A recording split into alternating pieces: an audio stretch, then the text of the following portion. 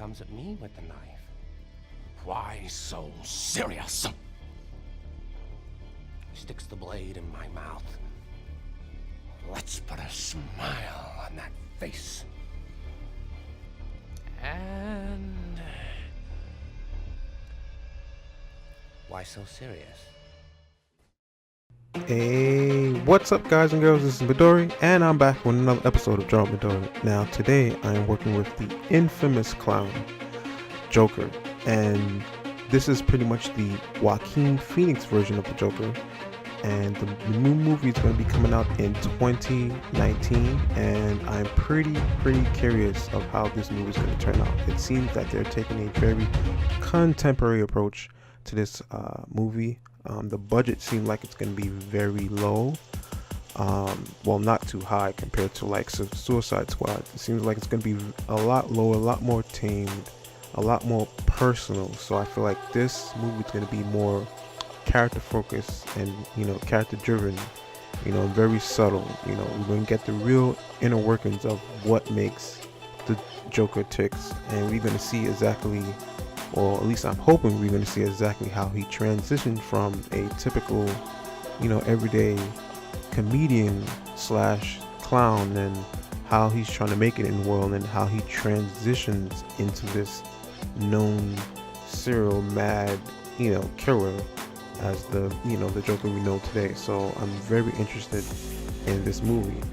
Now, in terms of this drawing and the art that was released from the movie still, it seems like this version of Joker is taking some cues from the Heath Ledger version, and less the Jay Leno version of the Joker. So, you know, it's like, I don't want to say, well, it's sort of like a combination of the two, but it's more subtle, because the Heath Ledger version, he was more mad, mental patient, serial killer version. Looked like he just put, you know, random paint on his face, and also, you know, with the smile, with, you know, the cut, you know, the stitches with the blood, and he used that and smeared that on his face. This one looks like it's more subtle, and I'm pretty much going to try to convey that in this drawing. So again, with all my drawings, I tend to just try to do it in my style and my interpretation of what I'm looking for. So it's going to be heavily influenced by the stills that was released, you know, from the movie, you know, behind the scenes. So I'm just going to take that and just do a sort of like a impressionist version of that, and you will see that later on in this video. So, but onto the drawing. Pretty much right now I am doing the just basic, like every other artist, the sketch out version, the version where I'm just feeling out all the shapes, all the contours, all the line weight, and just trying to get it down. As you can see on the right hand corner, I also did a thumbnail version of this drawing, so that way I have sort of like a reference to work, you know, to work from. So that way I have a general idea of what I'm going to draw.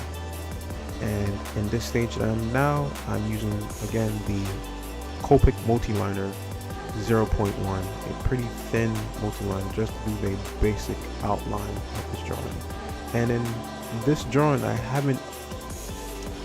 didn't take too long to do it. It took about, again, averaging around 2.5 to 3 hours to do this drawing, but I did it pretty fast. I was less focused on like hyper detail and more focused on trying to make this look more like a watercolor, if that makes sense, like more of a impressionist type of painting or drawing, you know, just trying to grab that essence, that impression that I seen from the still, and just do it in my way, you know, like pretty much just taking all the important parts that I felt like what makes up this new version of the Joker. Now here, as you can see a little bit, I'm using a little bit more thicker Copic multi-liner, which is pretty much a 0.5, and just going over some of the contour lines and making it a little bit more darker in areas I feel like where the shadow's going to be. Also, behind the scenes, I was, choosing my Copic marker colors and trying to figure out, okay, how I'm going to convey a sense of, makeup or paint or chalk on his face. And it would have been a lot easier to do this with watercolors, because you get that impressionist sort of this, you have more control of how opaque, or how saturated the colors are going to be with watercolors. You just add water and then lighten it up, and it's a lot easier to mix. With this, it was a little bit more harder with Copics, especially if you don't have a blender.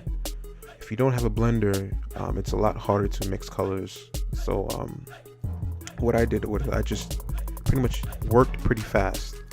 That's what I was doing. I was working pretty fast so I was not making any of the colors dry for too long, because if it dries for too long, then it's going to be very hard to mix, and then the brush is going to be scraping up the paper. So I just went as fast as I could while the ink was still wet, and just try to mix the best I can with the Copic markers.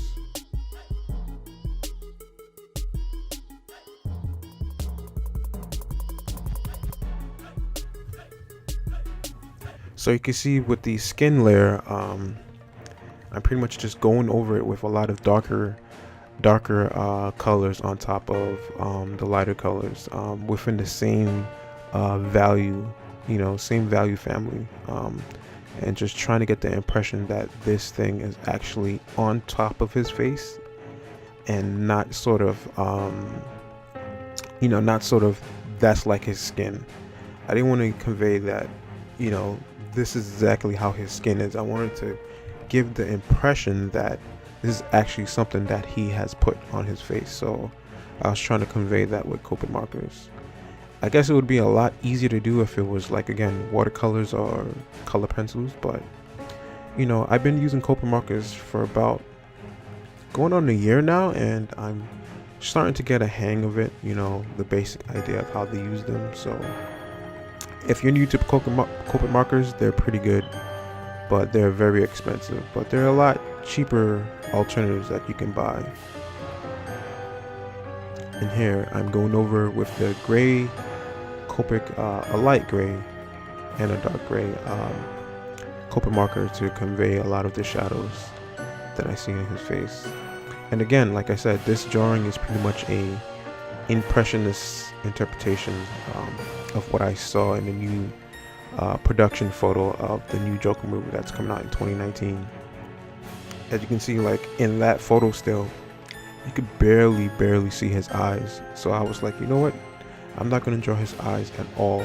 I'm just going to completely darken them out, fade them out, and just sort of like just a really abstract impressionist type of drawing.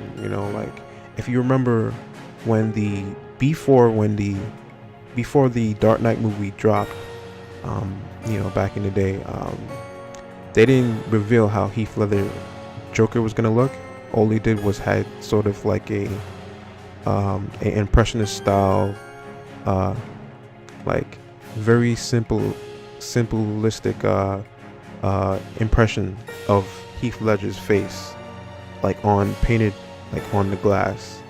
And I thought that was really cool, and pretty much I'm doing something similar to that, just it doesn't look as exactly like Joaquin Phoenix's version of Joker, but it sort of conveys that idea from the still that I seen, and doing it in my way. So that's pretty much what I wanted to accomplish with this drawing, and I feel like it came out pretty good. Like it came out decent. And this drawing is pretty much almost done. I'm just finalizing some of the colors on his shirt, his blazer. Guys, if you enjoy this, please hit that subscribe button. Also hit the little bell icon so you can get notified when I upload new content to the page. Next up, I will be doing, actually I don't know exactly what I'll be doing next, because Inktober is coming next, and I will be doing a series of drawings every day for Inktober, and it could range from anything movie related, anime related, gaming related, music related, and I'm just going to be doing these quick drawings that I can do every day for the month of October. So it's going to be a lot of fun, and I hope you guys enjoy it. I'll still try to make the videos as dynamic as I can, with a lot of edits and a lot of background, not just a typical time-lapse drawing, something that's more of value, that you guys can probably learn from. Thanks again, guys. I really enjoyed you guys sticking around and follow me along on this journey. I'm a pretty much new YouTuber. You guys have a great day or a great night. Oh, and be sure to check out the funny Easter egg at the end. Laughing while he does it. He turns to me and he says, "Why so serious?"